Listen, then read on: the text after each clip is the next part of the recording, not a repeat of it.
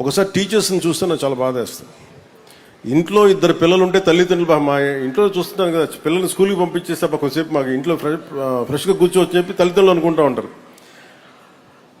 అలాంటి ప్రతి తల్లిదండ్రులు వదిలేసిన బిడ్డని టీచర్ చూసుకోవాలంటే టీచర్కి వెళ్ళాలి. వాళ్ళ ఇంట్లో బిడ్డల్ని అక్కడ వదిలేసి ఇక్కడ కూర్చొని వీళ్ళ అరుపులు, వీళ్ళ కేకలు, ఒక్కళ్ళు కాదు ఇద్దరు కాదు, కనీసం క్లాస్ రూమ్కి 30 మంది ఎంతమంది ఉంటారు, వీళ్ళందరూ అరుపులు కేకలు పట్టించుకోవాలి, అలసిపోతారు.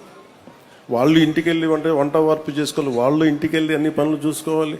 దాంతోపాటు మనం చదువు నేర్పించాలంటే ముఖ్యంగా విద్యార్థులకు చెప్తా ఉన్నా, మన టీచర్లకి ఒకసారి విసుక్కుంటారు మనల్ని. అవసరమైతే ఒక చిన్న విసుగ్గా ఒక చిన్న దెబ్బ వేస్తారు. మనం అసలు వాళ్ళ చేత దెబ్బ కొట్టించుకోకుండా మనం కనుక ఉంటే మన వాళ్ళకి కూడా మన బరువు తగ్గించిన వాళ్ళం. అందుకని టీచర్స్కి ప్రత్యేకించి మనం విద్యార్థులకి మీరు ఆ గౌరవం ఇవ్వడం నేర్చుకోండి. అది మనం చాలా చాలా అవసరం. మనం జీవితంలో పైకి రావాలి అంటే మనకి గురువు దీవెనలు చాలా అవసరం. అలాంటి గురువు దీవెనల్ని మీరందరూ నిండుగా పొందాలని మనస్ఫూర్తిగా కోరుకుంటున్నాను.